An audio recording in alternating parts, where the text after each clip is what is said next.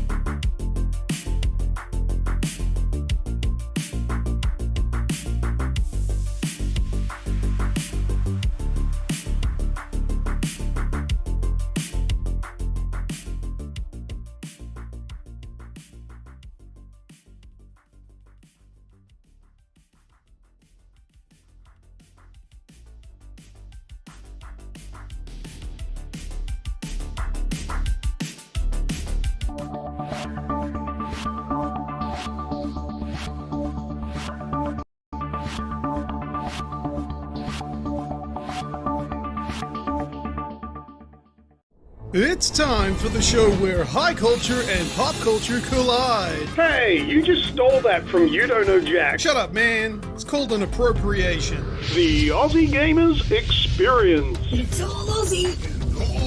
Beware though, this show is a little bit sweary. Enjoy the show.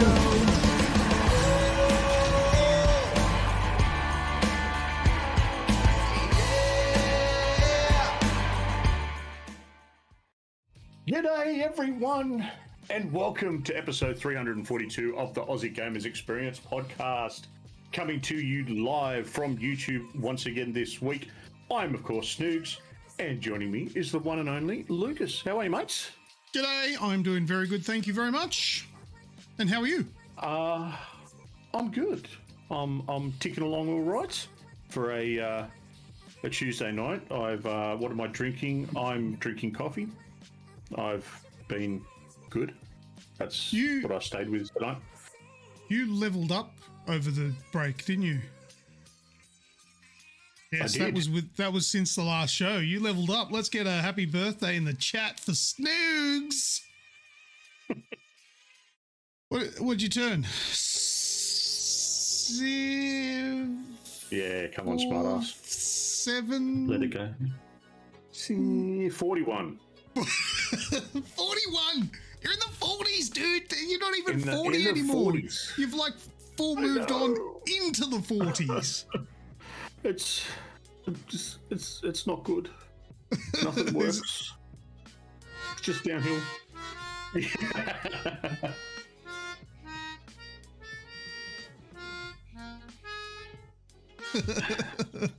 Happy birthday, dude. Thanks, mate. And thank you everyone in the chat. Yeah, there's a lot of happy birthday messages coming through there. Yeah, another lockdown birthday for you. So, yeah. Second in a row. Shenanigans. Yeah. Oh, were you in lockdown last year for you too? I was, yeah. Well, we all were, yeah. It was, it was good. This one was just nice and chill, and hanging out with all my lovely ladies. My wife and 2 daughters. Should probably say that. Yeah, you're not allowed to visit those other lovely ladies. Yeah, the other one's got to wait. You're gonna wait till the lockdown finishes. That's it.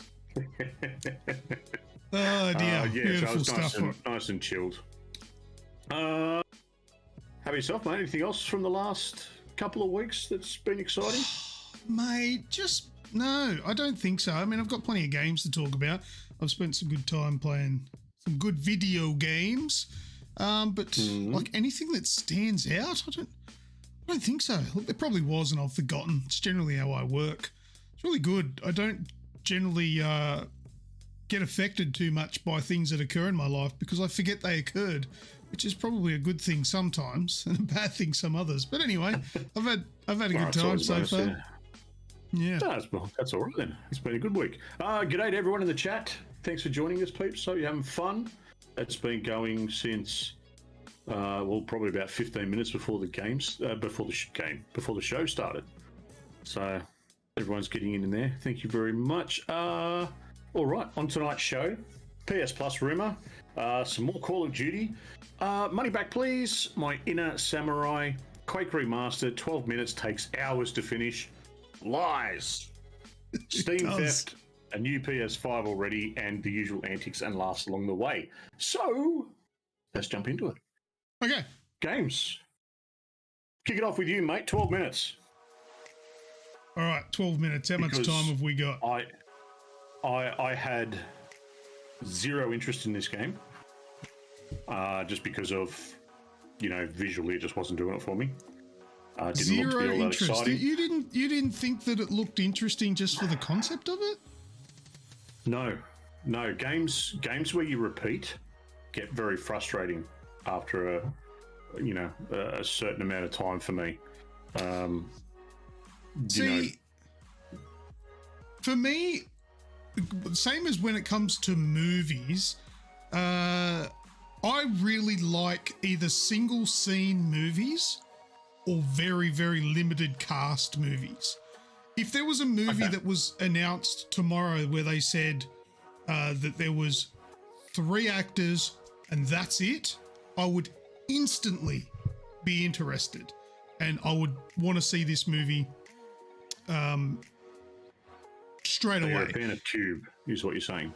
I do love the movie Cube. I love all of them. That's a bit of a guilty pleasure for me. Those Cube movies are amazing. I liked Phone Booth. Remember that one with Colin Farrell? Yep. Where basically the whole movie was him stuck in a phone booth on the phone. There was was it Buried with... Oh, yeah, I couldn't watch that one. Martin super chatted Ryan Reynolds, yeah. $3.67. Here is my weekly money to keep me out of the diary calendar. The dirty calendar? I think he meant dirty calendar. All right, you can be fully clothed on the cover, but thank you for the super chat, Martikins. So I like that. Now, going back to 12 minutes. Now, this game has three. There are a couple of other voice actors thrown in there, but three main actors, and they are. Let's see if I can think of their names. James McAvoy, Daisy Ridley, and Willem Dafoe. They're your three big names. You can see on the screen there for those watching the podcast. We've got Daisy Ridley and James McAvoy there, which are the main characters, and Willem Dafoe will come crashing through the door a little bit later. But basically, this game is a time loop. The male character there, whatever his name is, I can't remember, but he's stuck in a what's like a time loop where the same 12 minutes, even though I don't even think it is 12 minutes, I think it's 10 minutes, will repeat over and over. I think the 12 minutes comes into play when you finish the game, because the 10 minutes mark, it kicks over and restarts. But you've got to do lots of different things to get the game to extend out to 12 minutes before it ends. And there's a lot of little things that you need to work out. And there's things that you need to do first in order to be able to do other things in subsequent pass-throughs of this 10-minute sort of loop. And I actually think it's quite a great game, and it's executed well. Slight spoiler alert, I'm not going to tell you what happens, but I was massively disappointed with the ending though, so it probably will let some people down. But the overall experience, I still really enjoyed it. So I absolutely recommend it. I have to admit, look, like I said, I was not interested in this at all. And it wasn't until we actually watched Aitan playing it one night. And Aitan and his wife were playing it together and sort of switching up who was controlling and who was 444 super chatted $5.01. Thanks, Dan. Thank you very much for that. Sorry, thanks, mates. Continue. So watching it together. So we were all on Discord and we were just streaming it through Discord. And all on the call together, having a laugh and just, enjoying it really. That part of it, and the fact that we were together there and sort of watching someone else try and work it out was really good. I really enjoyed that side of it. Will I go and play it? Look, I've got it installed. I just haven't tried it yet. So it's on my list of things to do. I'll get there eventually, but it's not one I'm aching for. Well, one of the really cool things about this as well is I have finished it, and I was watching Aitan play the game, and he achieved the things that I achieved in completely different ways. To the point where I was watching him going, no, that's right. Oh, okay. Yes, you can do that.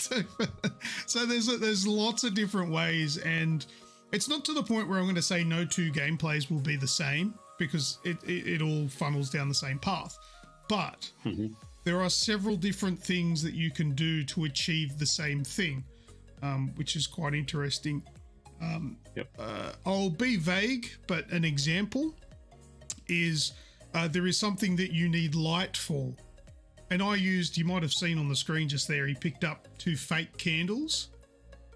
That's what I did. I used the fake candles for light, whereas Atan used a mobile phone screen for light to do the thing that you need to do in that section. It's quite good. Almost the whole game is in this top-down view, which makes it quite unique. It's the only part at the very beginning of the game where you walk into the unit. And then I think there is also, when you go into the fridge, it changes perspective, and that's pretty much about it. But yeah, I really liked the game. However, like I said, that ending was somewhat disappointing. But anyway, what do we got here from Mardigan? So funny thing about Willem Dafoe, his name sounds like it's been spoken by a frog, then a parrot. There was, it was funny you mentioned that. There was actually a Super Bowl commercial for, I think it was Bud Light. And they were two, I think it was a frog. And I can't remember if it was two frogs or another animal or something. But the frog was going, Willem, Willem, Willem, Willem. And then there was something else went, Dafoe, Dafoe. I have no idea what that had to do with beer, but I do remember that ad. Let's see if I can find it. But look, that's 12 minutes. And yeah, it took me about 5 hours to finish. It's lies. It's almost like taking 5 minutes to make 2-minute noodles. I feel a little bit silly there, but yeah. Willem. But no, it's good to see, and like Atan put in the chat that we never cross his other half. We never cross Stace. So, oh yeah. She worked out you could do some things that I never tried, and it was quite violent, amusing. Yeah. It was quite amusing. It's like, what? Commercial. Let's see if I can find this. So you find your commercial. Okay, no, that's not the one. What? Yeah, close down Pornhub. No, I found it. Oh, good. Invite. Here it is. Bud. Okay, no, I don't think this is it. Bud. Wise. Bud. Oh, yeah. Budweiser. Bud. Wise. I think they redid this. Wise. Okay. Bud. Wise. Yeah, that's just the Budweiser.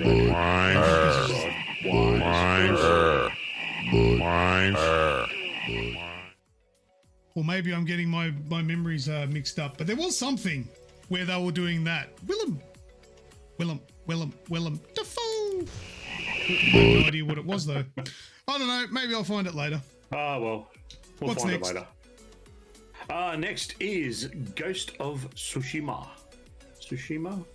Yeah. So you went back into that with the director's cut, didn't you? I did. So, first things first, I played Ghost originally on the PS5 only. I never played it when it was originally out on the 4. So, I have to admit, I kind of went in expecting this big explosion, I suppose, of visual fidelity in regards to the lighting predominantly. I was expecting, there to be this massive step up in how the lighting and whatnot was done. Not so much. Pretty much nothing. So, Ghost on the PS5, it was already got a soft upgrade to go to 60 frames. Then I believe the director's cut, there's some tweaks, but mainly around playing it in 4K 60. Yeah. So I'm only playing it at 1080 because I'm running it through my receiver, which is a little bit older. But Jesus, right. So it didn't have a whole lot more. But what happens is you sort of, I've completely finished the island. I've platinumed the game. I drove the Mongols out. There's nothing left to do on the main island. And you come across a village where there's Mongols in the area. These Mongols are stronger. They've got shamans with them that chant, and while they're chanting, it encourages, like it empowers the fighters to go after you. And so they're heavy attacks that you can't block. They just keep coming. You can't just sort of block and parry and go nuts on them. So you've got to figure out other ways to do it. And this whole thing starts around is that the island of Iki is where this new band of Mongols is stationed, governed by the Eagle, and she uses a poison to, unlock this mystic ability sort of thing. The island itself, it's more of the same, but it's kind of exactly what was needed. Like for an expansion, a lot of people are saying it would have done better as a standalone game or like a standalone DLC, but the expansion is where it's kind of got its niche there. It works well, but it's more of the same, but because you've got that ramp up and you're kind of telling a story from Jin's childhood, it all kind of weaves in and around itself. It's actually really quite enjoyable. I'm enjoying it. You look like you've got something. What? What? You look like you've got something to say. Absolutely not. I was just looking at when life gives you melons, you might be dyslexic. That just popped up on my screen. I was looking at it going, I don't remember doing that. I was tuning out, dude. Sorry, I don't like this game for some reason. And I don't know. There's nothing wrong with the game. It's one that you should. And I love Japan, and I love the lore, and I love, samurai and all that sort of stuff. But there's just something about this game. I don't know. I just can't handle it. I don't like it. It's funny. You said something to me the other day that you think you were open world burned out. Yeah, it's probably a bit of that. And completely 100%, I get that. The quests and whatnot kind of feel they feel tighter because they're shorter. They're not a massive world that you've got to go across, but it's still that third-person action adventure game that you're traversing around an area, whether it be on foot or horseback. It's a Sony staple for gameplay, really. But I'll tell you one thing: the load times on the PS4 when it was originally done were apparently very good. When they released it on the PS5, they actually had to extend it because the load times were too quick. Like when you fast travel, predominantly. Now the load times are instantaneous. It's like blinking, and you're at the fast travel area. So. Maybe yes, the SSD is apparently good for something. Can't hold much. Very good. On to the next one. All right, what's next? Quake Remastered. Oh, now there's a game that we all remember differently. Yes. Here we go. Have a look at this stuff. Oh, don't need the sound. Now, tell me one thing. Before we get into it, playing Quake, was there vertical movement originally? Oh, yeah, I think so. It was Doom that didn't have that. Or was it? Doom was just flat, wasn't it? Yeah, it was just left and right. It was basically auto aim. If it was above you, you just had to aim at it and the bullets automatically went up. Yeah, okay. Yeah, but yeah, it did. But this came out on Game Pass. Raticus_USM super chatted $3.67. Wraithy is so unloved, like herpes. This covers my head. Hey! So apparently Wraithy is so unloved like herpes. Very good. Thanks, Raticus. Appreciate the super chat there. This came out on Game Pass. So naturally, Wraithy would have bought it on Steam, because he likes to buy games that he already essentially has access to. But we all jumped on this, I don't know, last week or whatever it was, and gave the multiplayer a try. Okay. My God, it was just fast-paced mayhem bullshit. Who the hell plays that and enjoys it? It's just... The kid sitting in the corner going... It's just nonsense. Like, you need to be like tweaking to be playing that game or something. Like I enjoyed Quake Champions more. Like that didn't. I absolutely love Quake Champions, and I boot it up pretty regularly to go and have another crack. Get absolutely slaughtered now because I haven't played it religiously like so many people have. But I do enjoy it. But yeah, that was a bad map.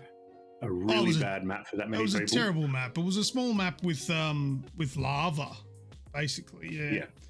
But you know, it's not just multiplayer out there. I did play a bit of the single player, which I did enjoy. But I just look. I don't think there's enough nostalgia there for me on this game because I didn't play Quake a lot as a kid. I don't know why. Because I did play a lot of Doom and Doom 2. But Quake never really came across my plate. I think I only ever had like maybe a demo, maybe one level or something of shareware. So I'm not really terribly interested in going back on this one. I played a lot when I was younger, but it's one of those things now because I can't look past the old graphics. It just doesn't. I don't enjoy it. I go and play it for 5-10 minutes and I'm like, this is shit. I'm done. You know the visuals don't bother me. I like the visuals. It's all about controls for me when it comes to old games. Generally, if I go back to an old game, it's the controls that ruin it for me because they're outdated and really clunky. This is Quake. The controls are actually really good. It's just too fast paced. Which is what I don't like about it. But yeah, the visuals, I love the visuals. I love old school visuals, man. I'm not ashamed of my heritage, whereas you're getting a bit old now. You don't like to acknowledge that you were around with black and white TV and shit. Yeah. So I understand that. I played Duke Nukem before it was 3D, yeah. Yeah, exactly. Yes. Yeah. Oh, there you go. So, yeah, look, it's decent. It's on Game Pass now, with every other Bethesda title that's out there.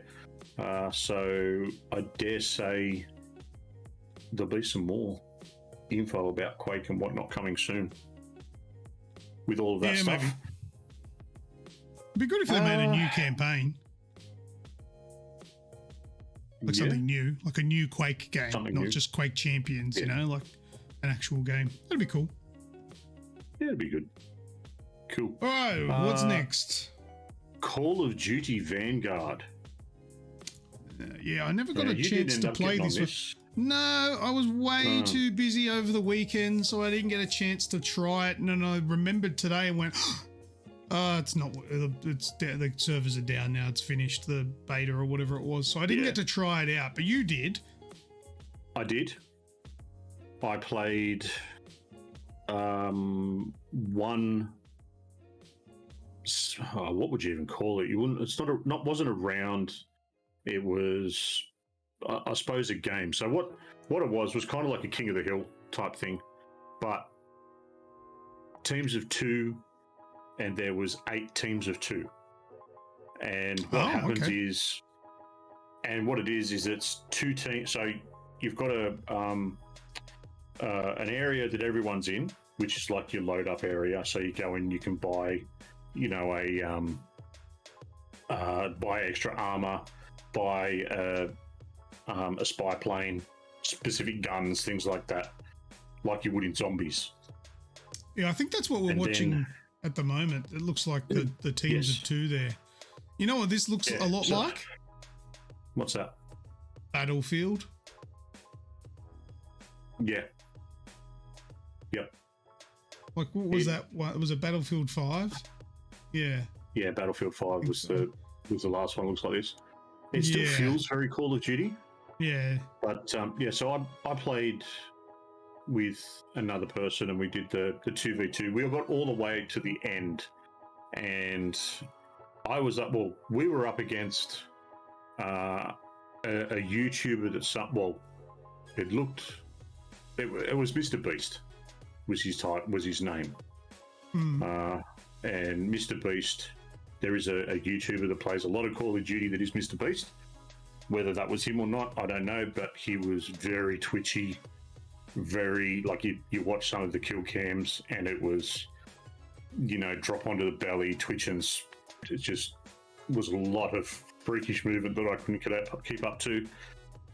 But the game is just, it's Call of Duty but slower. Yeah, look, I'll be sitting out this year. I'm sick of the old school shooters, the World Wars. I'm sick of them. It's been done to death. I want some more modern stuff. So next year will be Modern Warfare. That's probably when I'll be back on board with Call of Duty. I'll take that's the thing. The campaign for this, they released a campaign trailer. That looks pretty good just because of the story it looks to tell. But Call of Duty campaigns are almost always pretty good. Yeah. But let's be honest, it's the smaller part of the title. Yeah, that's right. Really? It only about 6 hours. Except for Black Ops 4, I think that was garbage. That was a terrible campaign. For those of you playing at home, I didn't even think it was one. Yeah, that was the point of that. For those of you playing at home that aren't aware, Black Ops 4 didn't have a campaign, which is why I never played it. Radicus said... yes, I think Radicus played a few as well. He said... I played the beta. Was shit. What was the game like, though? What did you think of the game?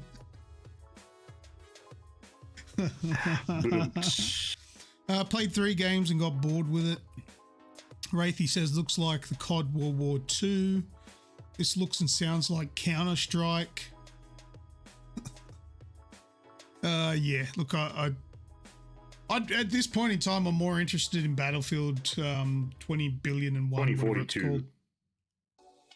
So I'll probably look at that, but I'm not interested in this one very much at all. So I'm very happy for us to move on. Nice. Sounds like an idea. Mate, one for you, Little Hope. Little Hope. Pictures Anthology. Which is how much hope I have for my own self. But anyway, this game... Oh, I've got the audio on. Really? Let me mute it. Sorry, really? What? Sorry, Little hope for yourself to manage doing all the controls for the show as well as talk about a game at the same time. That's how much hope I have. Little hope. Anyway, you know about the Dark Pictures Anthology? Yes, it is an anthology of titles that I should have played and smashed the shit out of already, but I'm yet to pick up any of them. Yeah, so, well, there's 2 at the moment. There's a 3rd one coming out very soon. And basically the way that I could describe this is a Telltale game with, like, the most amazing graphics. That's pretty much what these Dark Pictures Anthology games are. They are fairly short interactive movies that probably go for about 4.5 hours and obviously have different outcomes because depending on the choices you make and QTE, so quick time events or decisions and things like that, characters may die. Do you remember the PlayStation title Until Dawn? I do indeed. This is what this is them pretty much. Okay, yeah. So if you're up for something where you can smash it out in one night, if you're good for like a 4-hour, 5-hour session, or over 2 or 3 nights fairly comfortably, that's what these games can do for you. Now they have that first one, which is Man of Medan. Thank you, Man of Medan, which is kind of like a ghost ship style one, and this one is more of a kind of a Silent Hill vibe to this one. And you take turns at playing as all the different characters and you make all these choices, you look for things, search around. It's not highly action packed like the actual gaming, like the gameplay, but the story is kind of intriguing along the way. The visuals are amazing. There's faces in there that you'll probably recognize. And it's just a good game. Like, it's not something that's going to blow your mind, I wouldn't think, but it's something that it's a staple gaming experience for me. Like, I've played the first two. The first one, Man of Medan, is on Game Pass, so you should give that a try. I bought this one on Steam because it was on special for like $12, and the third one is coming out very soon. And yeah, it's not too far away, the third one. I'll definitely be grabbing the third one. You know, something I noticed in this as well when I was playing it, there's pictures that you can pick up, or little things, trinkets inside the game that you can pick up that will give you a premonition of what is about to occur. And it kind of gives you a little bit of a heads up to what's coming. And there was one in this game in particular where I thought, that never happened. That little premonition never happened. And then I found out at the end, because it showed me the trailer for the next game. That premonition that I saw in this game was from the new game, from the next game. So it was a little snippet. It was like a little sneak peek. Oh shit, that's all right. Of the next story. And the next one's going to be like a military-based thing where I think you play as some sort of Marines or something like that, and something goes wrong. I think they all have they're all going to have like a horror-based theme to them. See this dude on screen? You probably recognize his face there. I can't remember his name, but he's been in a few movies. He dies a lot. Yeah. In movies, does he? Yeah. If he was on Star Trek, he'd get a red shirt. Oh, okay. Fair enough. But yeah, so I enjoy these games, and I played it through and I thoroughly enjoyed it again. I can't really go too much into it because it's very heavily based on the story. So I don't want to spoil anything. But yeah, it's also one of those twist sort of stories, which is the same as the first one. There's going to be some sort of twist reveal at the end, and it's, you can try and pick it and all that sort of stuff. What a twist. Yeah. It's a neat game. If you can get them on sale, they're definitely worth it. I don't know how much they are when they're new. I don't even want to guess because I don't know. But yeah, Dark Pictures Anthology, that was Little Hope, and I thought it was great. So hopefully, awesome. Someone listening might get something out of that. Exactly. Well, mate, the next one I want to hear your thoughts on as well, because I've got my own, is Humankind. Right. Okay. Or now that's not so kind. I've been playing it. I have been enjoying it. I don't know why.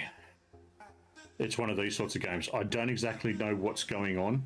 I couldn't tell you a whole lot about the mechanics of it, how it's working, how the trades work. Building your civilization. And going from there, why it's technically turn-based. It's so many different things. I'm enjoying it, and I'm enjoying the growth aspect, but it's not something I could recommend highly because I don't know what's going on with it. Let me get this straight. Are you saying you're enjoying a game that you understand absolutely nothing about? Yes. That's got to be an age thing where you're starting to go a bit senile there, I think. I don't get it, but I like it. I like it, and I don't know why. I think it's just the throwback to those Age of Empire RTSs that I enjoyed, or Constructor, or no. This game is nothing like those games. No, it's the throwback to it. No, this is shit. I used to play a lot of RTSs, but yeah, to play this game, you need an economics degree, paper, a pen, a calculator, and absolutely no life. I did the tutorial. And I feel like the game was explaining the plot of Little Women to me. The only thing is, instead of plain English, it was using Shakespearean English, and I understood none of it. Because every single little thing I tried to do had a full 10-minute long explanation as to how it works and why it works. So you've got these grids. I didn't even get that far to find out why it's in a grid like that when you can move and then when you click somewhere it gives you a line and the line can go a certain distance, and then I don't know how far that distance is. Sometimes I could move far, sometimes I couldn't move very far at all. This game is going to be amazing for someone out there. See the line? You can see that white line? That made no sense to me. But see how it's changed to grey now? That means something. And it'll take the game about 20 minutes to explain why it was white and now it's grey. Yeah. Yep. This game is way too in-depth for anybody that wants to have a bit of a casual go at a video game. It is so detailed, and I'm sure there is someone out there that will absolutely love this and thinks it's, you know, the best thing since sliced bread. However, this guy here, been a lot of people. No way. That's a I don't bucket feel of so shit. bad right now. I don't feel so bad because I got probably halfway through the tutorial and went, why is a game making me feel like I'm fucking stupid? This is not right. And I just skip. I'll work it out. She'll be right. But then I had to sit through a tutorial. I had to sit through a tutorial on how to get out of the game. But luckily for me, I'm pretty good with computers and I already fucking knew a bit of a background Alt F4. I couldn't work out. Did you Can understand? you see anywhere on that screen any button that denotes what the settings button is to go to quit game? Anywhere. Nope. And I don't think escape did anything. It took me a little while to figure it out as well. I just hit Alt F4 in the end because I'll be damned if I'm being held hostage within a game that tries to tell me that I can do something 1 minute with a white line and then says, no, it's grey now. Did you ever work out why it was turn-based? I don't fucking know anything about this game, mate. None of it made sense to me. Why the hell the scale of the characters look like they're like, 400 feet tall. Look at the size of them. Oh, yes. They're taking 9 steps and walking across an entire continent. Wait until you get the boats moving around between continents, because the boats are massive as well. That is not going to happen. That is not going to happen. I will not be going back to this game. It has happened. Humankind, I'm being human unkind. Oh, God. All right.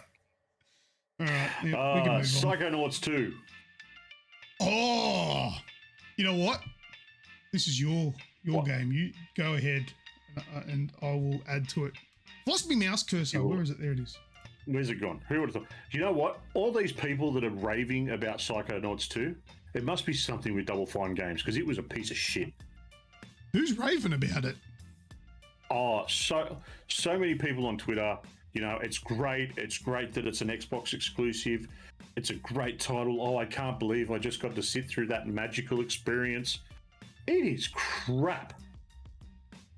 It controls terribly. It took me 3 goes to get through the opening movie just because of the art style and the style of humor that was used, and that friggin' voice. Oh, why don't you just skip the cutscene? I don't think you can with the opening one. I Yeah, think you for can. the rest of them. Well, I didn't think you could with that one. I was not a fan. I've turned it off. I've deleted it. Nah, didn't do it for me. All right, well, here is a complete U-turn from the last game we were talking about, Human Unkind. I'm going to be kind here. Now, I don't think this game is garbage. I don't think it's rubbish at all. Now I don't know what problem you had with the controls, but I didn't have any issues with the controls. I thought it was just fine, double fine, if that. The only issue for me is this is quite clearly a child's game. It's I think that the biggest draw card here would be people who, I don't know, 20 years ago played Psychonauts 1. They were children back then. They loved the game. They're happy to go back and play a second one. And the whole child aspect is lost on them because they don't care. They love it. They just want to play more of it. I don't have any nostalgia for this game, and the fact that it is very childish. It's a kid's game. It's very friendly for children. I'm not interested in it. It doesn't really hold any interest for me because of the subject matter. And another thing as well, it's going to sound a little bit cold-hearted coming from me, and I know I have to wear this badge because it is part of me. Mental health is a strong push in this game, and I think that's a good message. But for me personally, having mental health things thrown at me constantly turns me off. Even at the beginning of the game, fair enough, yeah.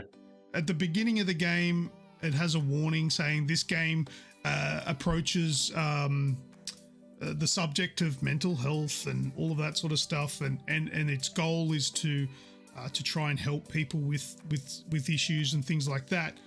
That is great, but yeah, for me, it's not something that I have to confront. It's not a forefront issue for me, and that stuff just pushes me away. Escape my mental health, so I don't want to play it. Yeah, so look, this because this stuff could be good therapy wise for some people, but for me it puts me off. But the biggest thing that puts me off on this game is its themes. It's a kids game. If you've got kids that are around 8, 7, 6 years old, I'm sure they'll really enjoy this game if they're not completely terrified by Rasputin, the main character's face, because he looks like horrific. I don't think he's a cool looking character. That is a hideous looking head. But anyway, coming from me, I suppose that's quite rich, isn't it? But yeah, great game.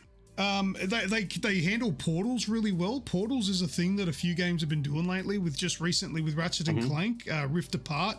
This game does it too, and does it pretty perfect as well. Has really good effects. But yeah, just the whole child aspect, not really my thing. And for Martikins, no, I didn't play the first one, and that's probably part of the biggest issue that I have with it, is that I never played the first, so it doesn't, just like the art style to start with just does not gel with me. I don't like it. But anyway, on to the next one, mates. Riders Republic, the beta.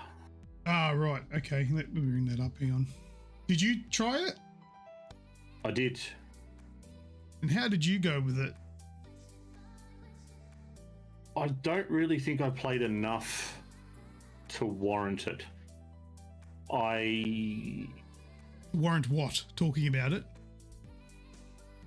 Yeah. Like giving a positive or negative outlook, or just really an outlook on it. I played the setup where you jump on the bike, you go through the jetpack, and then the snowboard, I think it was. I played that. I got to the main area where it said go over there and pick up your new mountain bike. Went and picked up my mountain bike, did what everyone else was doing and was just riding it around. Ended up riding it off the map, got respawned into the map, and lost my bike. So, yeah, so I just went... Walker's Republic. Oh. Yeah, what do I do now? I'll turn it off. So that's what I did. And that's... No, you just got to get good. Oh, well, yeah. Look, what I thought is that I tried to make a video on this game, but for some reason, after I did that first section, like because I played the first section before I started recording, then I could never find how to get back to the jetpacks. I had no idea. It was so confusing to me. I don't know if I had to level up, but it said I was leveled up all the way, and I just couldn't find it. And I was trying to get a good variety of all of the different disciplines to make the video, but I couldn't work it out. So I never ended up making the video in the end. So that sort of sucked. But my takeaway from it was that it's a fun game, and all of the aspects, whether it be skiing, snowboarding, mountain bikes, race bikes, jetpacks, even the jet ski, not jet ski, what do they call them? Snowmobile. They all controlled really well. But the second that you get off and just walk, the game turns into an absolute mess. Yeah, okay, you're not supposed to walk around. It's Riders Republic. I get that. But would it have been that much more to at least make the animation for walking look like you were walking and not just like...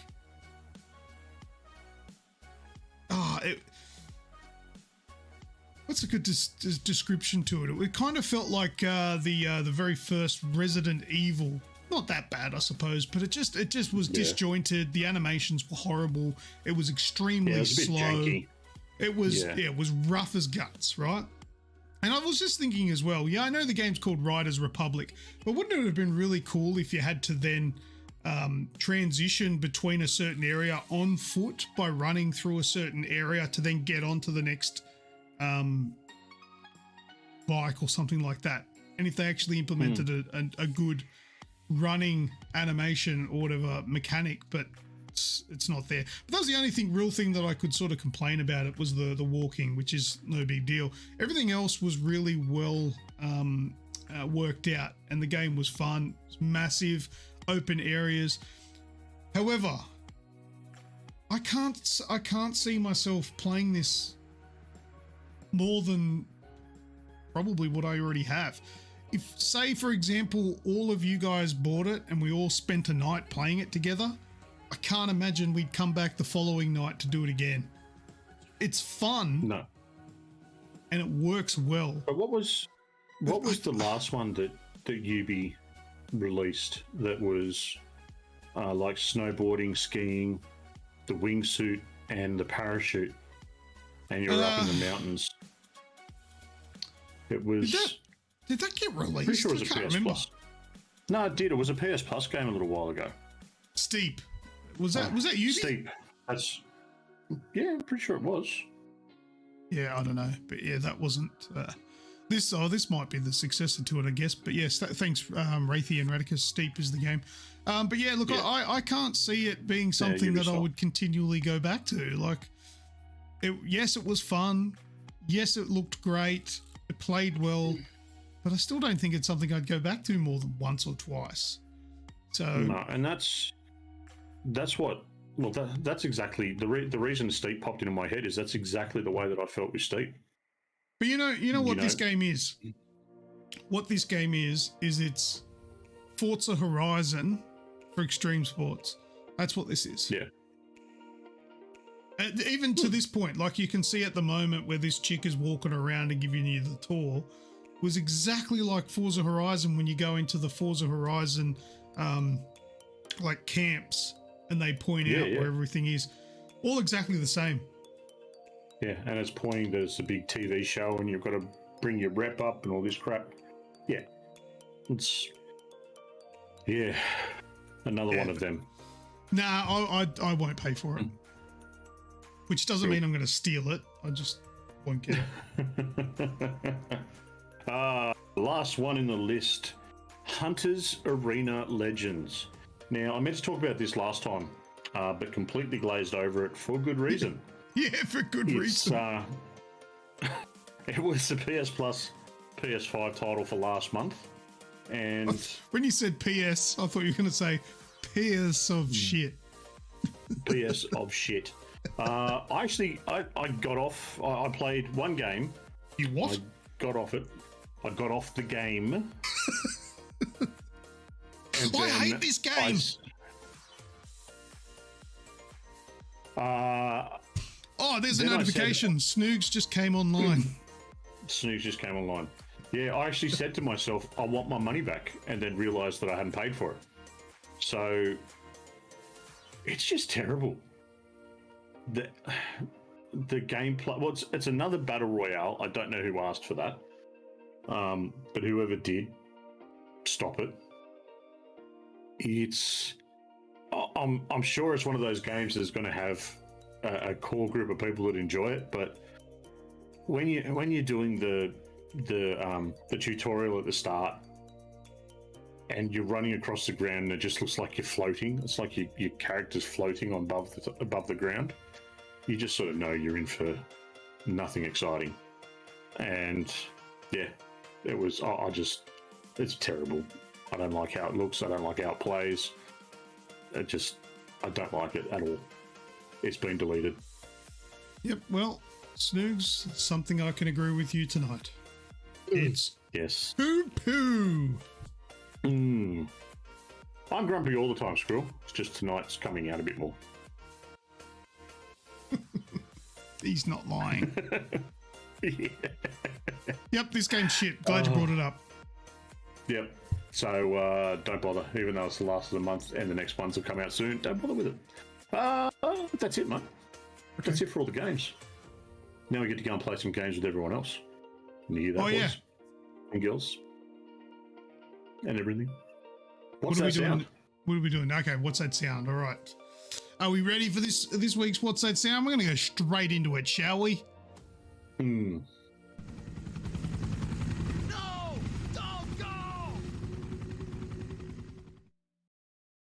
There you go.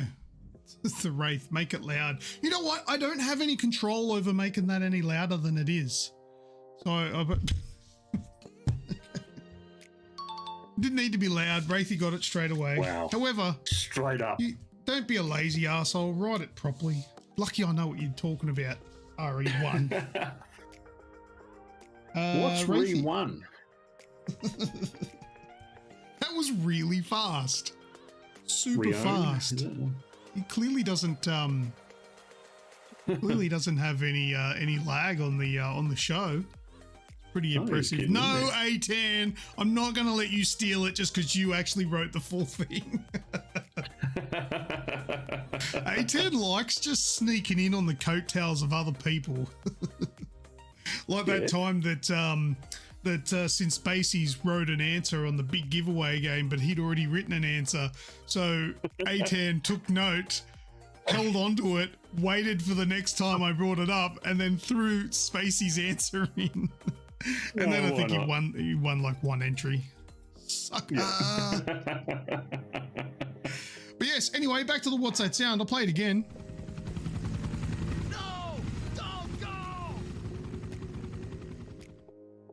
And Wraithy got in there real quick saying Resident Evil 1. Do you remember that part of the intro? No. I have not played that for a long time. Super bad acting, and it's just in the full motion video intro where the helicopter starts flying away and he's like, "No, don't go." So lame. So amazing too. But anyway, all right, well, that's that done. We'll go to what's that screenshot now, I think. Yes, There what's we those go. screenshots? Straight into that one too, no fanfare. What video game is that? It's been strategically blocked out, the characters that are visible on the screen there. Oh, Any of my you lag's gone. There we go. Do you guys have any idea what video game that is? Screenshot from a particular game? Mardican says it was an amazing FMV. Amazing in kind of a nostalgia kind of way. Skrill says COD Zombies. Nope.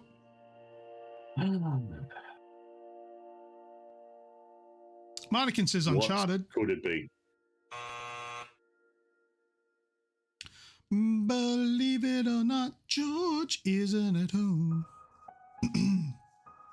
So for those playing in your car, seeing as though these guys who can actually see it are having some trouble. We're looking at a scene which there's a lot of stone structures that look like what would you call them? Temples, or like I'd say Southeast Asian temples. Yeah. Oh, look at that. A10 says Jumanji.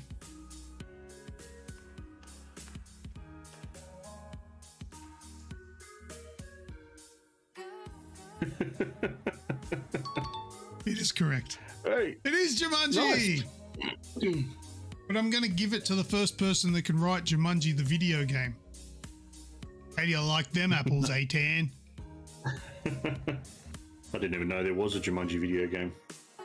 Yeah, no, neither did I. Oh, it's the new Jumanji as well. look at Yeah, that. that's the Dwayne the Rock Johnson there. Yeah. And we've got his name, Jack Black. And Karen Gillan. Yeah. Oh, she's my favourite. Roundhouse. What do we got Yep. here? Junjo. Junjo the video game, says Stace. What the hell is Junjo? We've already got the answer. DYAC. Dyak.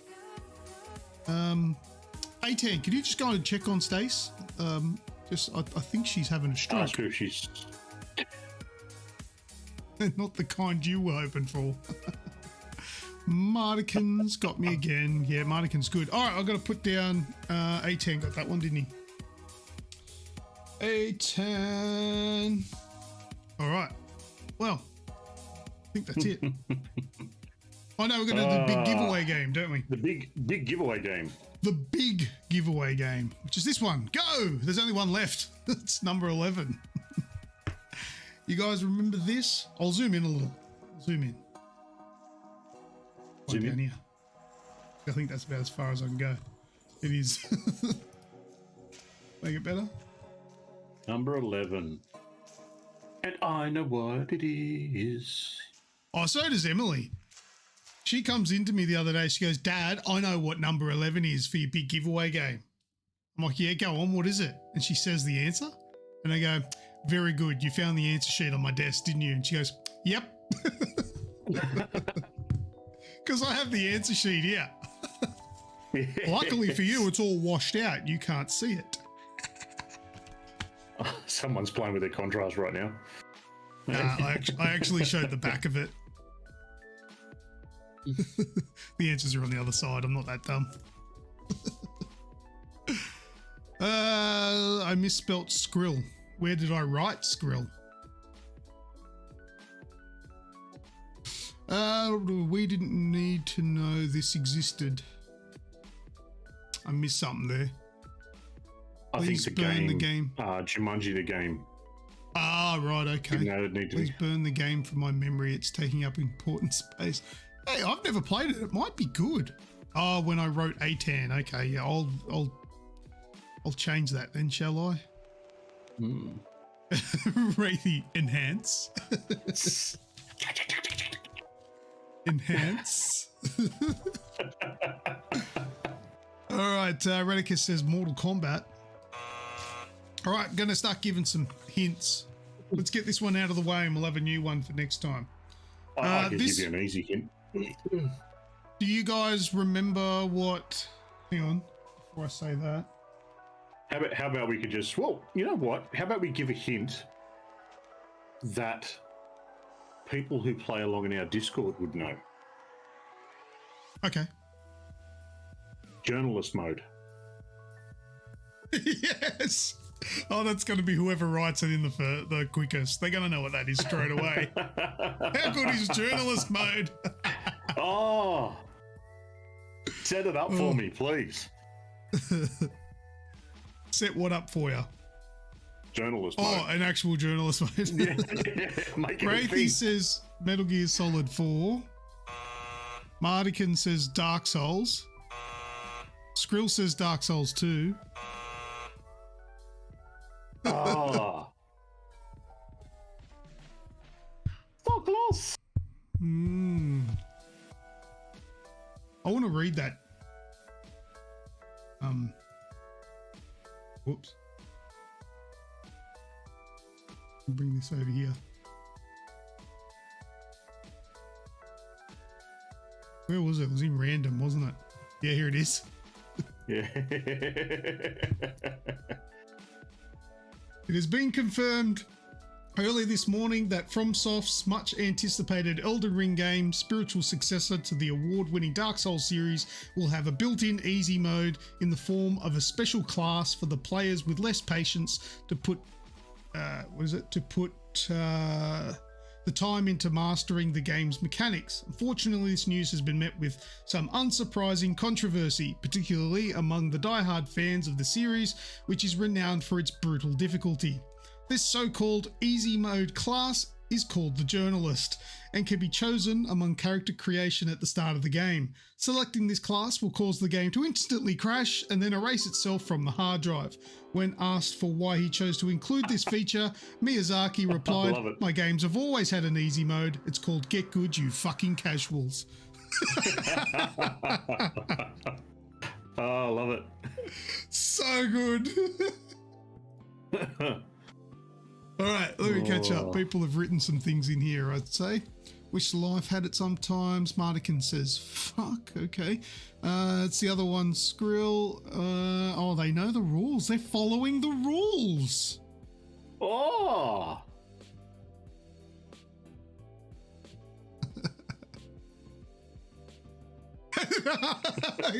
Human Grub just walks in and pulls an A10. Also known as a what was his name? Stephen Bradbury. I'm pretty sure Grub's had a go. Yeah, he come up with Fallout 3. He said Fallout 3. I thought Human Grub just pulled a Bradbury. Just like everyone else fell over and he just went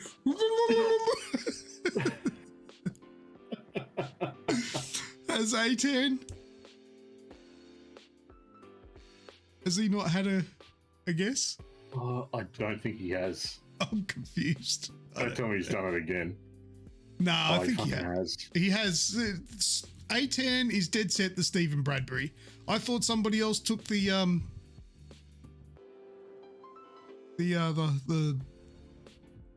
mantle. Yeah, thanks. I couldn't finish my own sentence there. That's a real grubby move.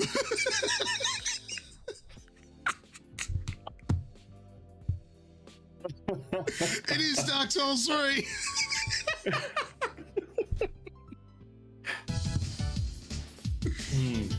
Oh. All right, A10, you need to go and change your name in Discord to Bradbury, okay? That's 100% your new nickname. All right, let's get you some entries. So we need a random number generator. Here we go, between 1 and 10. Oh, and he gets 9 this time. Oh, he's got more. He got 9. Okay, so we got A10 gets 9. He normally comes through and gets like 1. Let's see if it was just one more click away. Oh well, too bad. You got 9. Like a fart. Bradbury. Anyway, congratulations. That's the end of that one. And we'll put together a new one with a whole bunch of new ones for next show. All right, Snoogs, what's next, buddy? Next is What's That Game? What's that game? Game is called What's That Game? So everyone in the chat listening along, the game is called Binaries. What is it about? What sort of game is it? Really don't think I should participate in this one. And that could be why I picked this one.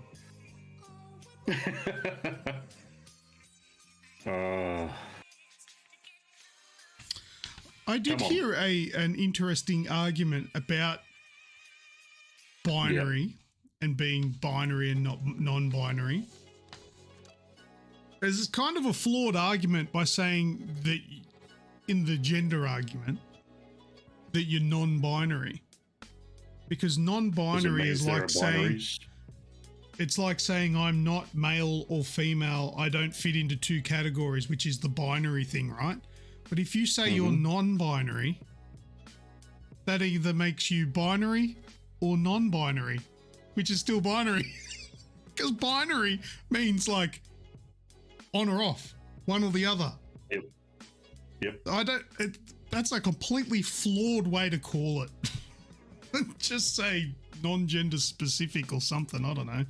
But anyway, I don't want to, poke holes in your entire campaign of choosing the way to live. But if you want to be correct, say it again. It doesn't exactly work like that.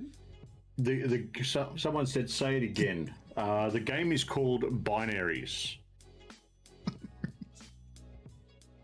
I don't want to do this. I think this one will be me overstepping the mark if I go with what I'm actually thinking. So I won't say. Let me see if I can make up something that's kind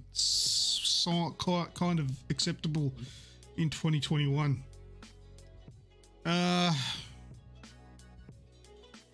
It's a coding game. It's not fun when you try to be politically correct, is it? The world just becomes boring. Well, for me anyway. A coding game. You are a fetus making your way out, and your goal is to pick a number to determine your sex on the way out. Pick a number between 0 and 1. What else we got here? It's Isn't it funny how 1 kind of looks like a penis and 0 looks like a vagina? Binaries, all about lovable balls. How are they reading this? Do they know what this is from?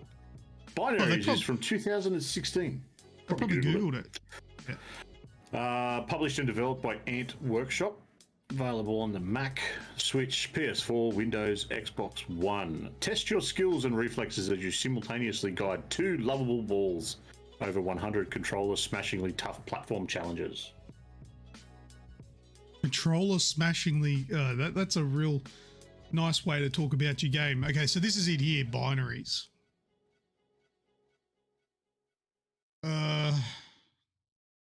God, I didn't look at gameplay. This looks mad. This looks like that game. Do you remember? Have you heard of the game called? Remember that game? No. Do you guys know that game? Watching? Called. Just going somewhere. No. Yeah, Martikins knows it. Yeah, it's awesome, and he finished it. Okay. Do you actually like video games, Snoogs? Because you every time I bring up a game, you like never heard of it, never played it. You a gamer? Probably not. Are you an imposter? Maybe not. No, it's more that I have zero memory retention for stuff I don't enjoy. I have a message on silent.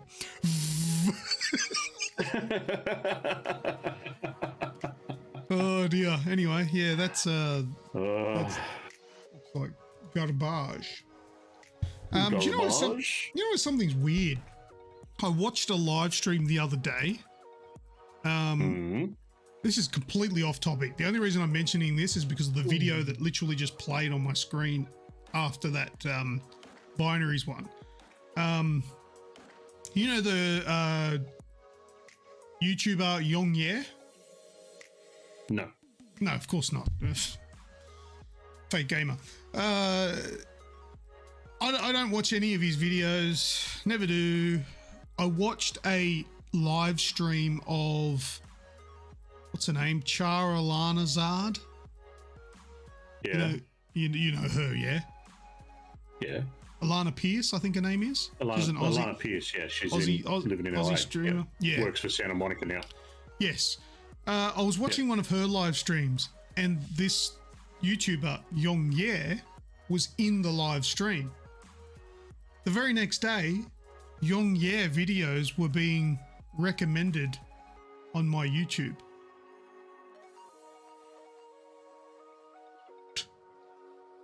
How does that work? Anyway, that was an interesting story. Internet's interesting. They're out to get you. Yeah, I don't care. I mean, it's all relevant to what I do, so good on it. But weird. How does that work even? But anyway, what are we doing now? Going on the news? We're going on to news. Okay. So Keep up with that stuff. Let's get your what I think will probably be one of your favourites out of the way. Which one's Teenage that? Mutant Ninja Turtles. Okay, let me find this. This is a really challenging task for me to find the links. Here it is. I found it. Relax, everyone. Teenage Mutant Ninja Turtles news. We'll remember to put them in a list next week. Yes, what we got to do, put them in order. All right, it's got some news, kind of cool, but not the best news. But April O'Neil will be fighting along with Leo, Raph, Donnie, and Mikey. Shredder's Revenge is coming to PC, Nintendo Switch, and consoles in 2022. So we all thought it was coming this year because they were showed off the game like in March, I think it was. Might have even been earlier with the tagline "coming soon." 12 months, I wouldn't say is soon. Coronavirus. Yeah, but don't say soon.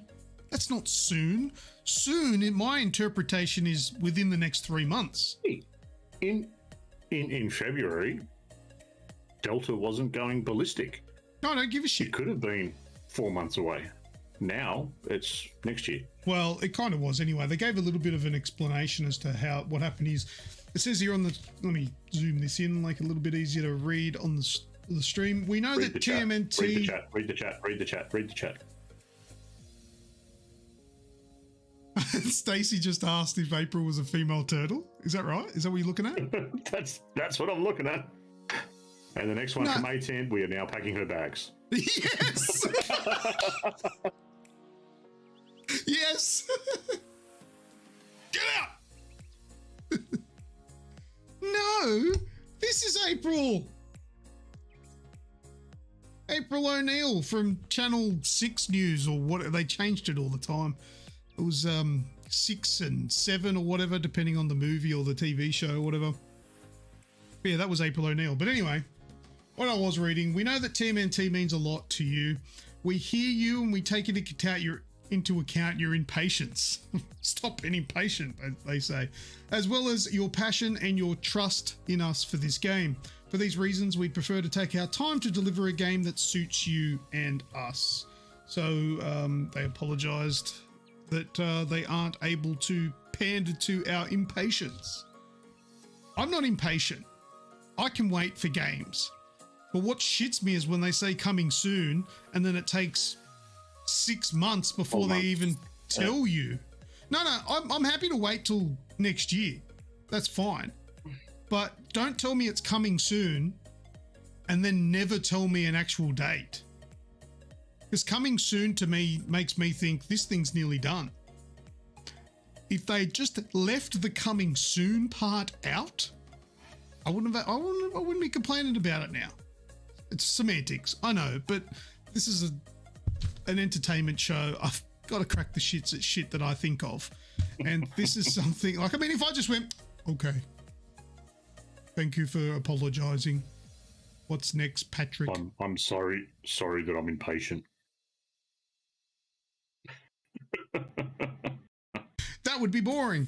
So I'm going to make a fuss about the little things that annoy me. This is only a little thing, I know that, but it's annoying nonetheless. So saying it's coming soon and then never giving us a date, that's shit. If they'd said coming soon, 2022, I would have thought that's not fucking soon, but at least I've got an idea on when. But yeah, I don't know. It's all sort of marketing. They fucked up and they weren't as far along in development as they thought they were, and there was issues along the way, coronavirus, all that sort of bullshit. But either way, it's next year sometime. It looks good. I think it'll be good. Anyway, time is relative. If you are 90, then 12 months is a small amount of time. Hey, I'm only 41. I don't know. If you're 90, I would think, shit, am I going to make it? 12 months? You know, I don't have much time going on here. That's a long time for someone my age if I'm 90, because I might only have 2 weeks left. Oh, that got deep and wow, upsetting. Where I was next. And then Wraithy just lightened it up right up. The next April bit of has light news. pink nipples. Does she? Why am I looking at my page? I don't... We'll have to look for that. I'll Google it later. Sorry, go Snoogs. Okay. All right. A bit of news coming out of China today / late last night. The authorities in China have today announced that for anyone under 18 years old, they're to be limited to playing online games to only 3 hours a week. Plus, the 3 hours can only be done between 8 and 9 p.m. Friday, Saturday, and Sunday. That's it. Oh, so they can And this is play video government- games 8 But p.m. not to online 9 ones. p.m. Yeah. for 1 hour a Only- night on the weekend. Yep. What a mad country. Who's moving to Japan, to China? Who's with me? Yeah. So this is.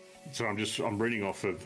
This is actually like an official, news.com, and was released originally in the Sun, and all that sort of stuff. It's very strange, all the rules around it, because obviously China's got this massive online presence to a point, like the more the amount of people on certain games, not so much the stuff they're allowed to look at. But there are courses that you can do at school, which is revolving around esports, and then you've got this on top of that. So online gaming companies are actually being barred by providing services to kids in any form outside of those hours. And anyone who is logging into an online game, your account. So you know how a lot of times we sign up with, like if you're signing up for the division, say, and you sign up with your email address and your display name that you want to have displayed, right? They've got to provide full address, full name, and every bit of detail. And Yeah, so they can't make fake accounts. So this is only under 18s though, right? Under 18s, yes. Yeah. But see, no wonder. I've just Googled it. There's 1.398 billion people as of 2019 in China. And you know what? The easiest answer as to why? They're not fucking allowed to do anything. So they're just rooting and having children left, right, and center. There's probably 16, 17-year-olds, 18-year-olds just fucking because they're not allowed to do shit. Let them play video games. There we go. There's an updated one as of last year. 1.439 billion. Yeah. It's apparently to help with gaming addiction. There's also a flip side of it that they reckon by 2025 that 70% of people in China will have short-sightedness and need corrective lenses for that, which that could just be from sitting at work as well all day. Yeah, Luke fixes China's population issues. Don't worry about limiting only 2 children per family. Just let them play video games and let them watch TV. Let them use Google as a start. Yeah. And yeah, they maybe might stop fucking every second that they've got. Get home from work. What are we doing tonight? I'm like, guess we're fucking, darling. We fucked last night. Yeah, but we're not allowed to watch TV. The government says no. Yeah. And yes, was it Skrill? Yeah, Skrill. China does own Tencent. They're also Alibaba Group, which is another one in the gaming area. There's been a massive crackdown on those guys, so I think this kind of I'm follows on from pretty that. sure China is where all of our electronics get made. They make the much. things and they're not allowed to use them. Yes. Well. Oh, tough luck. We're not there. Keep going. What? Cyberpunk 2077. What's wrong with it? Oh, that's my news. Oh, what's right with it? Oh, whoops. Let's listen to What's That Sound again. Oh, go! Wrong button, that was. Yeah, I've got some information here on Cyberpunk 2077, so let me just bring Will this my up. Cyberpunk Xbox run it? No. I've got an excerpt here to read off. YouTuber Tyler McVicker went digging through the new Cyberpunk 2077 files after patch 1.3 released, finding strings and references to not just 2 expansions for the game, but also multiplayer. CD Projekt Red had cancelled a Cyberpunk 2077 multiplayer spin-off earlier this year, but it would appear that a multiplayer mode or game is now back in production. Yeah, so that was always the case. There was going to be expansions and a multiplayer mode for Cyberpunk 2077. However, they were cancelled after the game hit massive issues across pretty much all platforms and rendered a few of them pretty much unplayable. But this isn't necessarily a tell that this stuff's coming soon, because this was always going to be the case. They were already working on this sort of stuff. So there's a chance that stuff's in there just because it was there originally. We don't know that they've just added this stuff. But anyway, they wouldn't have gone and taken it out. Yeah, there is a little bit of hope there that it is getting to a point where it's going to be stable and successful and they can move on to doing expansions and multiplayer. But I also feel like they could get a bit of a class action thing going on. Where... What are you laughing at? I'm laughing at Stace. That's a perfect reply. They've had 2,076 tries at this. Yeah, think they'd get it right by 2077, but no, absolutely failed. But yeah, so I mean, there's a lot of people out there that would probably want their money back now. No, if they come out and say that those expansions and multiplayer aren't going to happen. If you've got probably a right to say I want my money back, because those things were part of the roadmap. You know, the original roadmap was two free DLCs. Yeah, and multiplayer was supposed to come out with it as well, but it never happened. And if you've bought this game on the pretense that you're going to play multiplayer with someone, like I did, I feel like you're not getting what you paid for. Yeah, exactly. I mean, I wouldn't go down that path myself. Whatever, I enjoyed the game. It is what it is. It's a boiling hot mess. It's given us a lot of content to talk about. But there will be a lot of people out there that probably will take offense to that and would like to take it further. And to them, I say good luck. I don't know how it works. Yeah, well, a bit of info that Rafie's actually put in the chat, which I'll go on with. I don't have it all here. I did read it today. Though when I went looking for it again quickly before the show, I couldn't find it. Apparently, a certain modder has actually been hired by CD Projekt. So what they did is they released mods to actually fix up a lot of the issues, sharpen up the graphics and whatnot. And CD Projekt Red went, okay, you know what you're doing, come and talk to us. And they've formed their own. Well, they've formed their own company with, so there's two of these modders, and they're going to work with CD Projekt on, ramping up the final bit of detail for the game. Yeah, it's a good idea. Hackers and modders and all that sort of stuff. I'm surprised they don't apply for these jobs, because they obviously know what they're doing. More often than not, they do a better job than the devs, which is really weird. But anyway, they probably don't have the constraints and probably do spend 24 hours in a den, but whatever. Whatever gets the job done. It works for Naughty Dog. They don't have to do it a certain way either. It's just they do what they want. Yeah. The new PS5 model. Ah, yes. Most of you have probably heard about this stuff, but it's worth talking about. There is a new PS5 model that has been released in Japan and Australia, apparently. Now, Australia's got it. Yeah. I don't know how it works with both the digital and the disc model, because this model that we're looking at, these photos we're looking at, this is from Austin Evans's new video that he pulled one of these apart. But he pulled apart, these were two digital editions. On the left is the original PS5 and on the right, the new one. And in this picture, it's only the digital.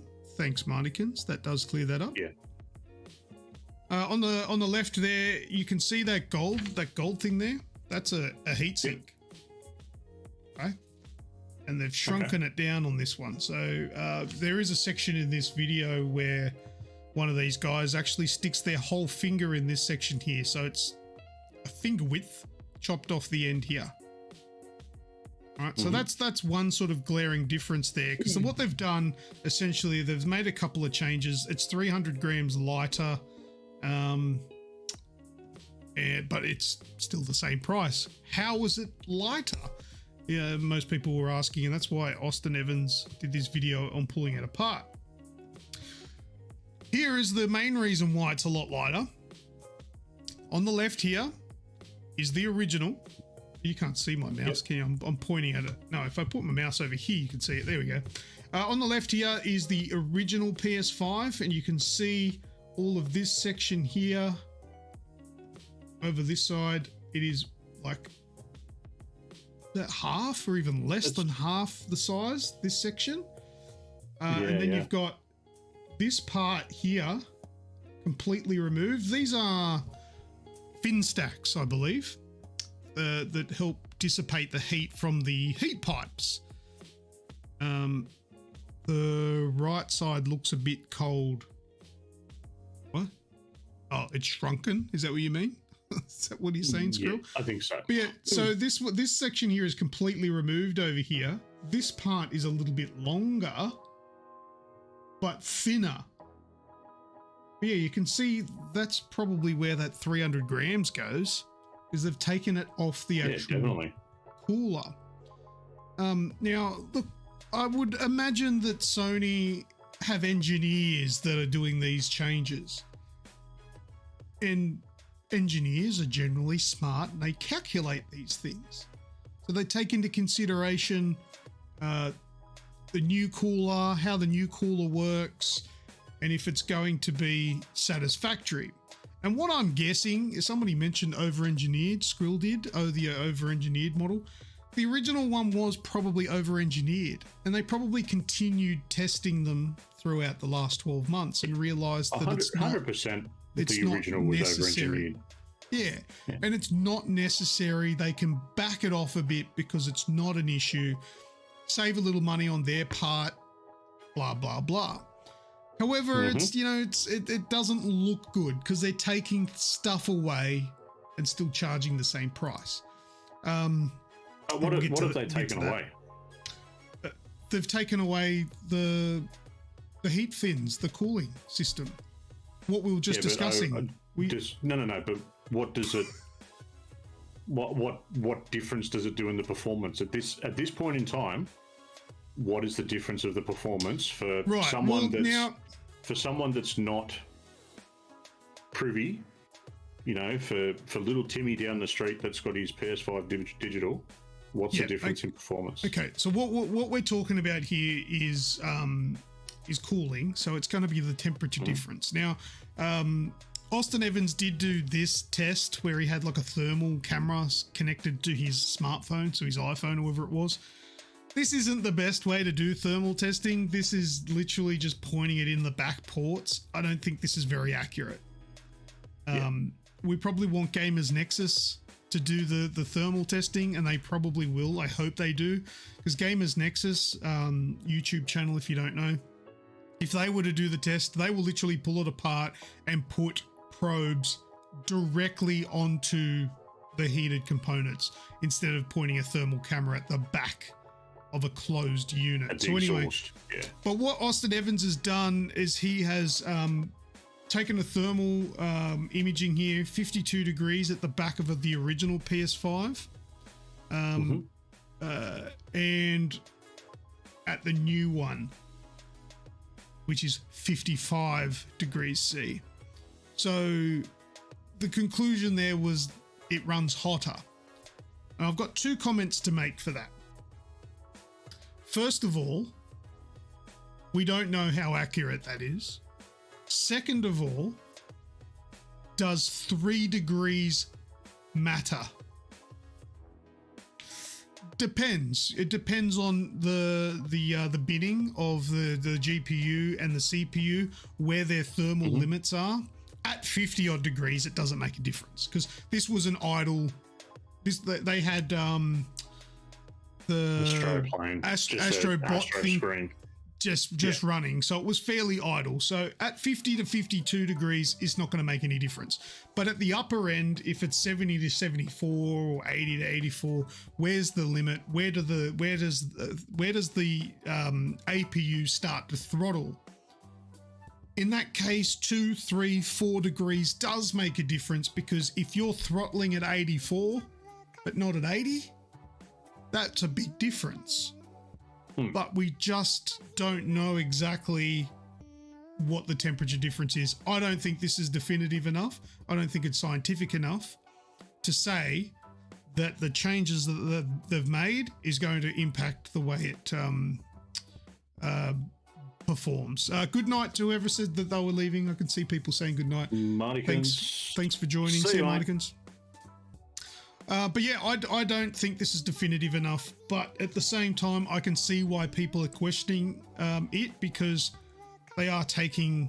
They've basically sugarcoated the fact that they're removing something by saying, "Oh, but it's 300 grams lighter." Yeah, because you're taking something away that I'm paying for. Everybody else got it. Why don't I get that? Time will tell. Time will tell. But there are a couple of other changes. Scalper's got your version, mate. Well, that's true. There are a couple of other changes that are worth noting. They changed the design to the bottom of the stand. I think this stand is the most ridiculous thing ever. I think they should have built it into the shape of the design, that it stands up without a bloody stand.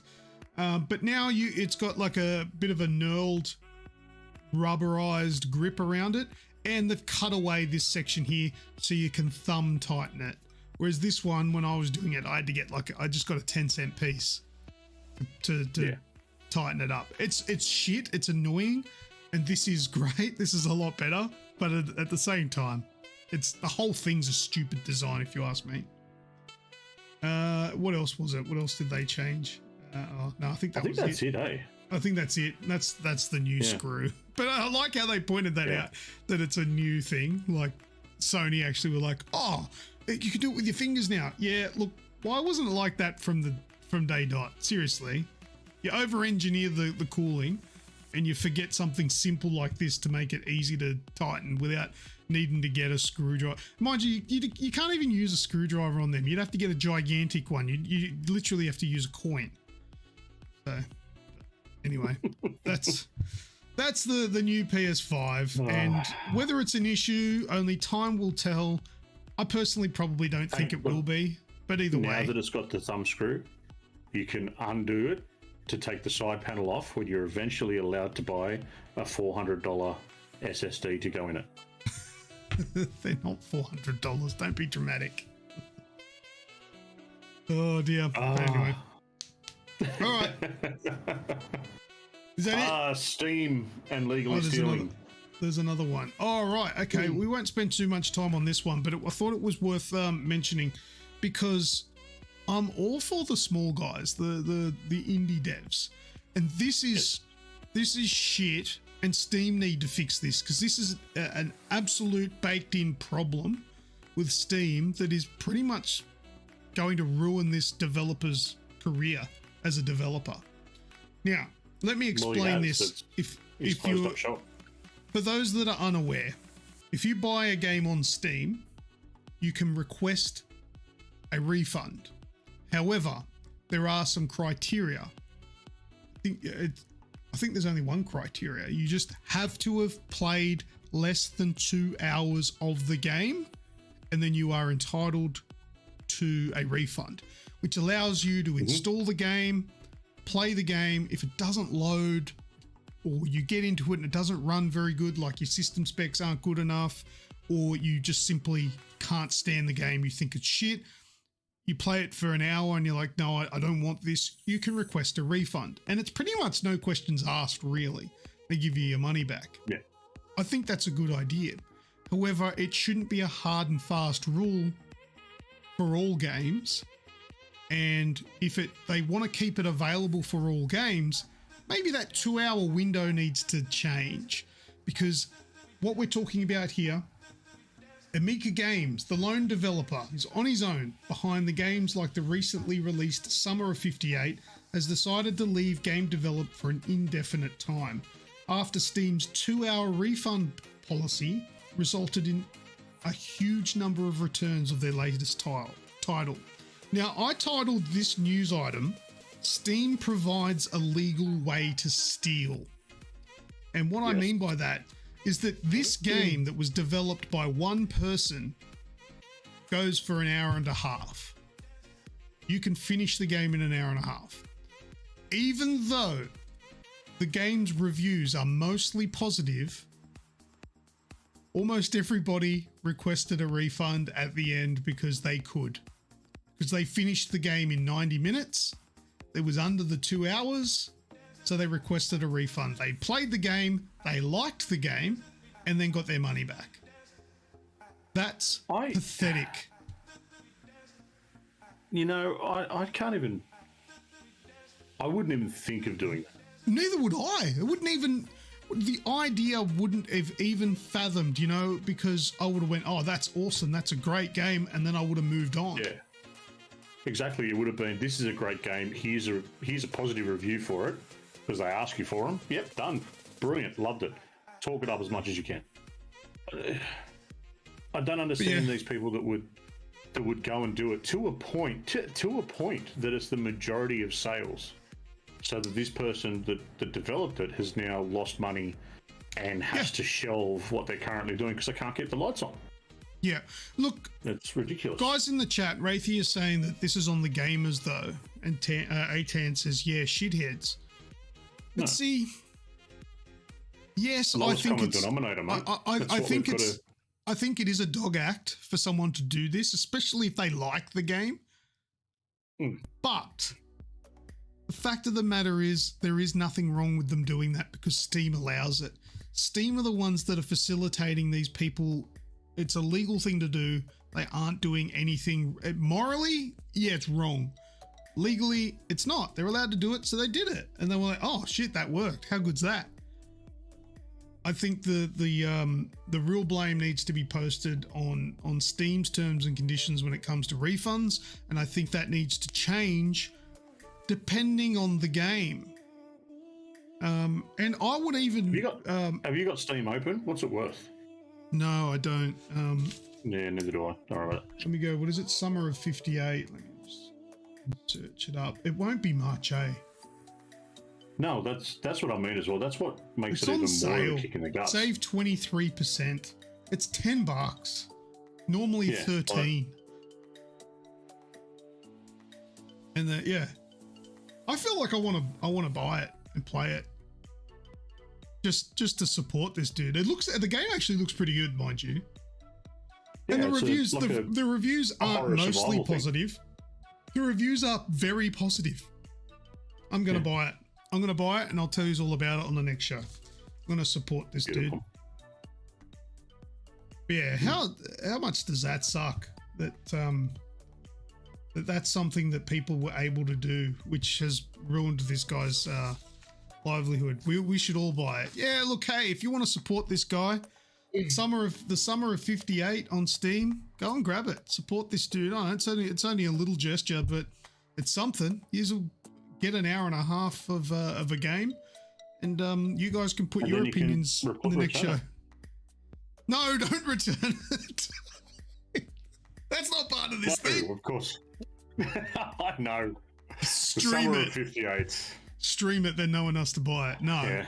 No. And AGExp. So, yep. Yeah, what about if you're asking for a refund because it's insanely short? Well, look.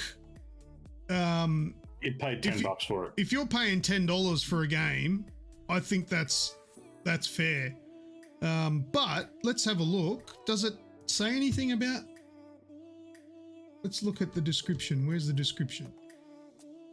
Oh, that's a seizures warning.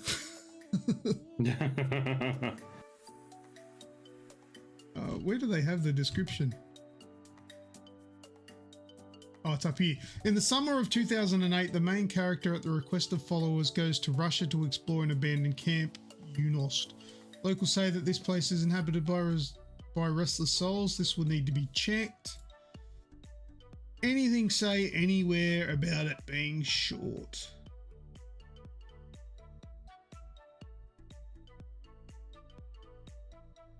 Other than the reviews, the refund exploitation really sucks, but on the bright side, I wouldn't have found this game if the situation didn't happen. That's pretty true. That's fair. That is a very good update. That is a very good point, saying, do people know that they're getting an hour and a half worth of game though? Oh, here, look.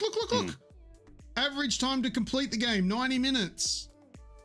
Yeah. If you are buying a game you know nothing about, read the page. See, I found it just then. It's not exactly front and center, but it's there. It's there.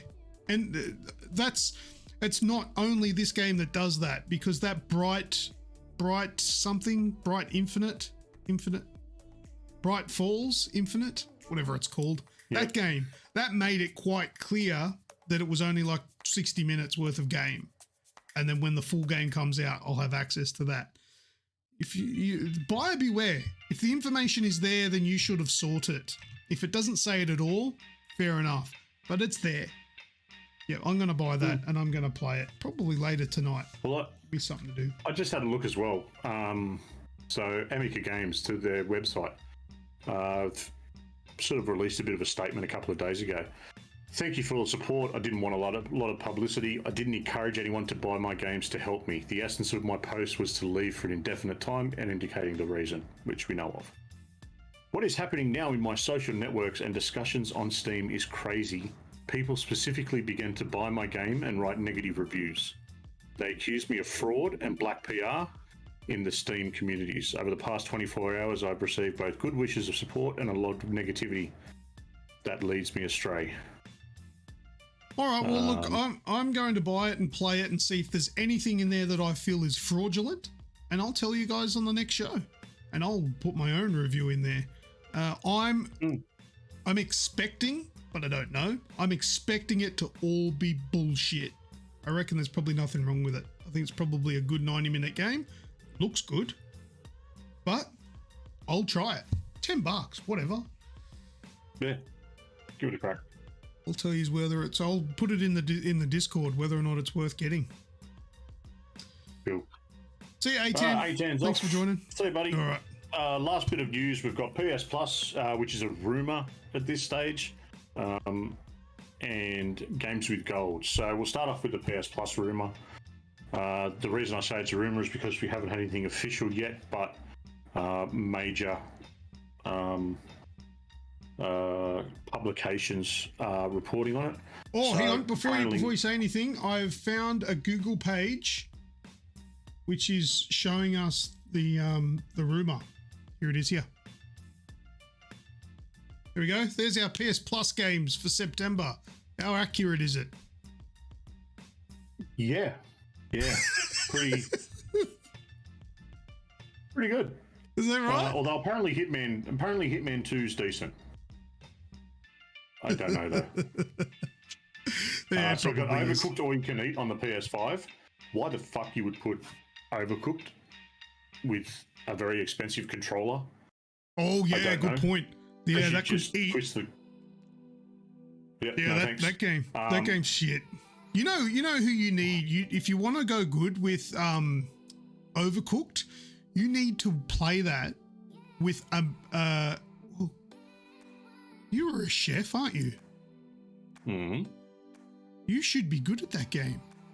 I played that side of it's not a problem. It's the speed and the frustration of back and forth. It just because I tried this game on my own and I was terrible at it and I got frustrating and turned it off.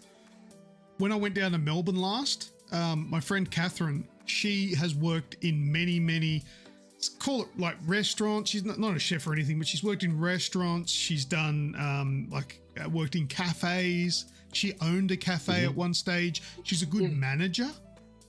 Oh my God, we smashed that game. But not because I knew what I was doing if I was any good.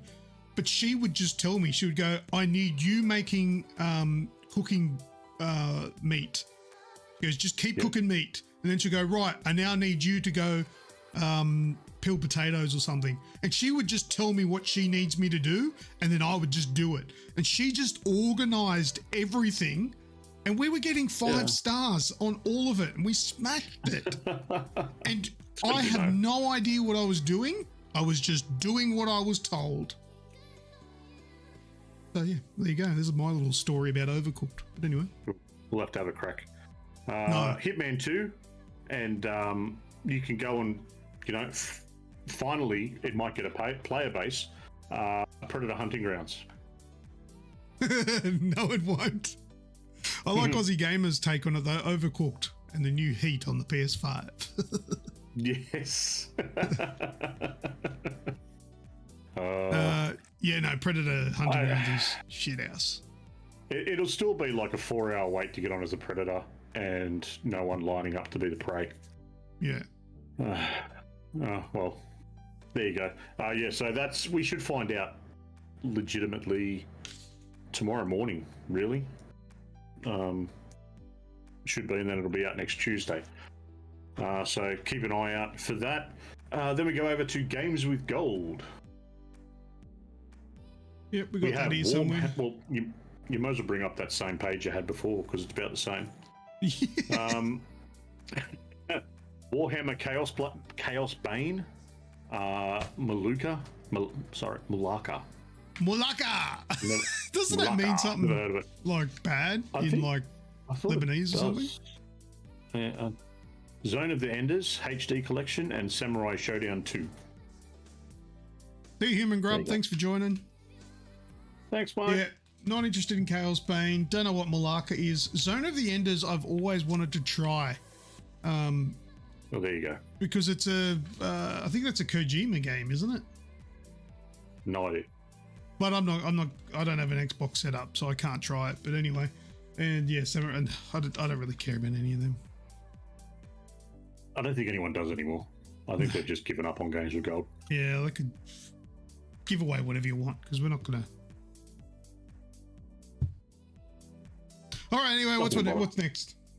That's it, mate. That's the news done and dusted for the week. Okay. All right. What are we doing? Last words. Last words. Keep an eye out from about 3 a.m. So 3 a.m. tomorrow morning, which will be Wednesday morning. There is the Dead EA Space showcase. Dead Space. It's going to be the first look at the Dead Space remake. Whether that means gameplay, I don't know. But that's what they said. So I'm going to be keen to check that out. Yeah, I'll be checking it out once I get up. I'm not hanging around for 3 a.m.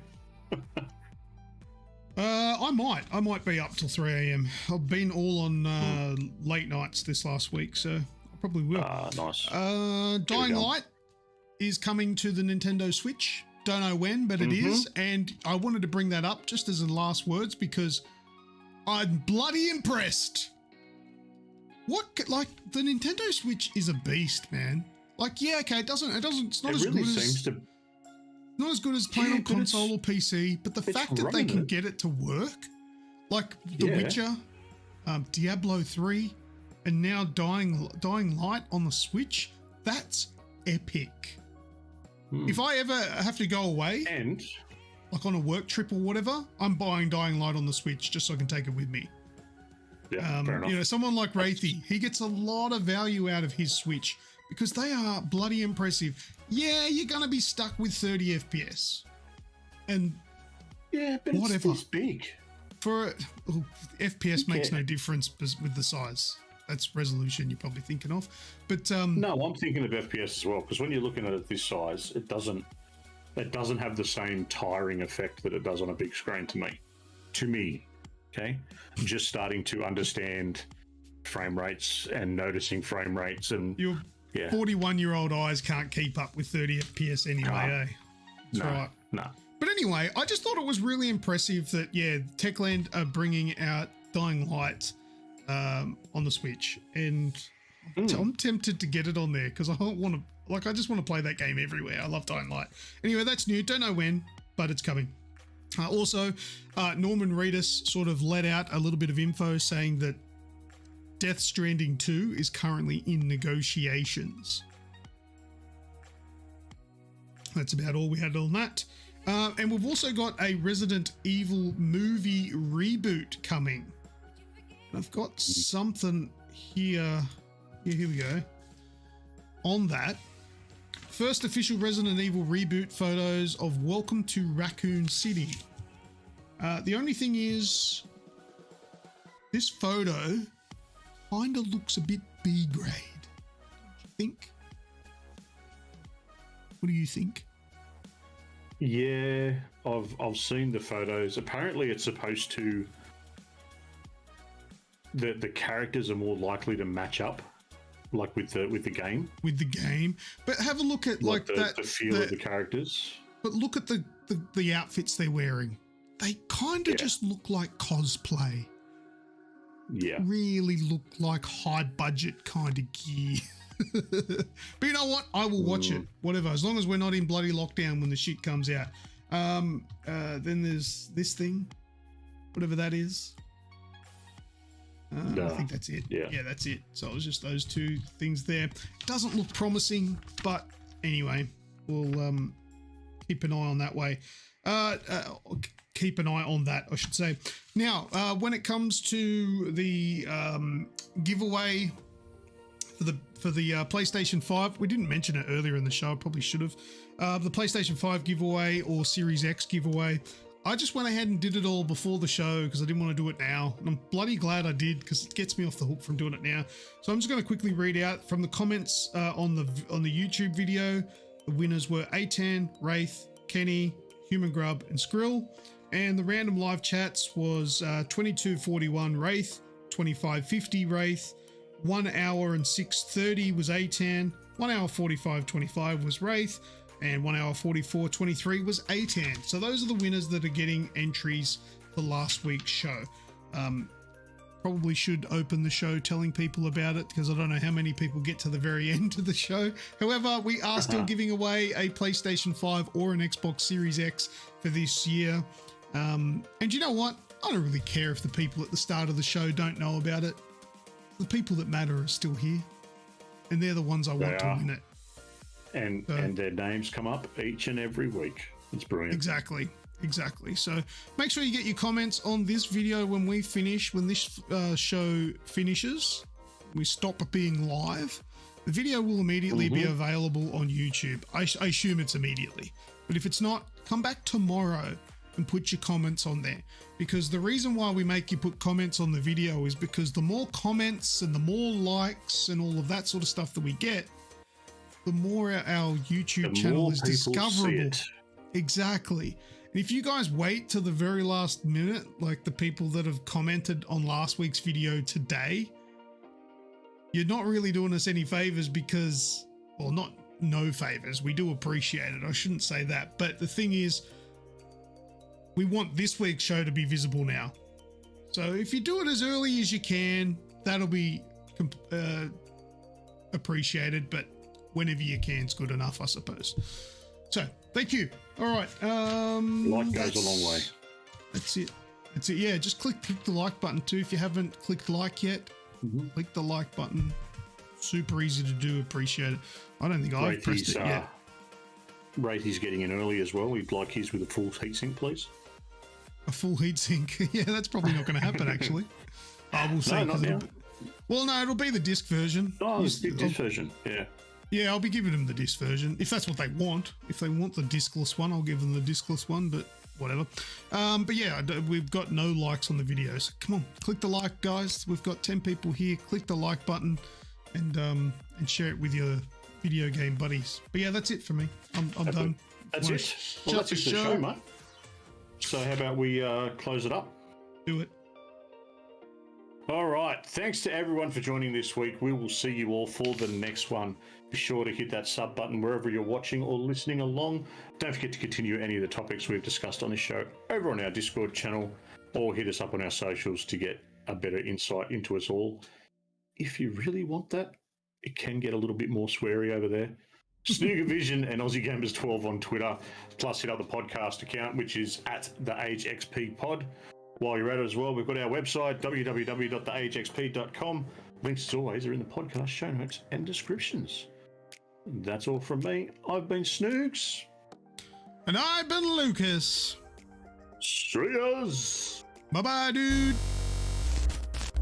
Ooh, once again, we have reached the end of another week in gaming, and if you've listened all the way up until this point of the show, then there's a good chance that you're a perfect fit for the AGExp Discord channel, and you can join by using the links in the show description.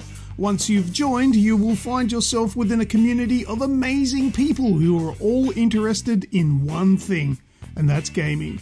You can also join in live while we record the show and have your say. Now, don't forget to subscribe to this podcast so you'll be notified when the next episode is available for your listening pleasure. Until next time, take care, be safe, and keep on gaming.